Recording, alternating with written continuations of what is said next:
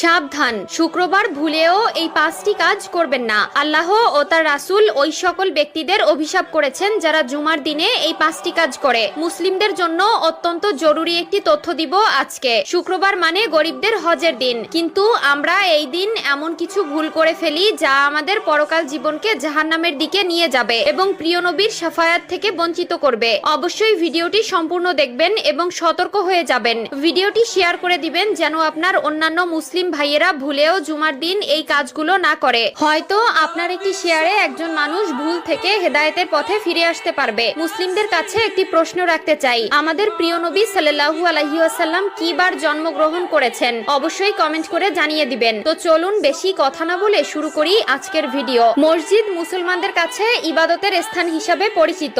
এরপরও আমরা মসজিদে এমন কিছু কাজ করে থাকি যা মসজিদের পবিত্রতা নষ্ট করে। তাই মসজিদের পবিত্রতা রক্ষার জন্য কোরআন হাদিসে নিষিদ্ধ বিষয়ের উপর লক্ষ্য রাখা উচিত। 1 নম্বরে কোনো নামাজি অন্য নামাজিকে উঠিয়ে দিয়ে বসা যাবে না। রুদ্দুল মুখতার 630। মসজিদের ভেতরে প্রতি ওয়াক্ত নামাজ একই স্থানে আদায় করার জন্য কোনো লোক নির্দিষ্ট জায়গা রাখতে পারবে না। 2 নম্বরে রয়েছে মসজিদে হারানো বস্তু তালাশ করা যাবে না, কারণ মসজিদে দ্বীনের কথা বা কাজ ব্যতীত অন্য কোনো কথা বা কাজ করা নিষেধ। মিশকাত শরীফ 654। হযরত আবু হুরায়রা রাদিয়াল্লাহু তাআলা আনহু হতে বর্ণিত, রাসূলুল্লাহ সাল্লাল্লাহু আলাইহি ওয়াসাল্লাম বলেন, তোমাদের কেউ যদি মসজিদে হারানো বিজ্ঞপ্তি দিতে শুনে তাহলে সে যেন বলে, আল্লাহ তোমাকে ওই জিনিস ফিরিয়ে না দিক, কেননা মসজিদ এই সকল কাজের জন্য নির্মাণ করা হয়নি। মুসলিম শরীফ 568।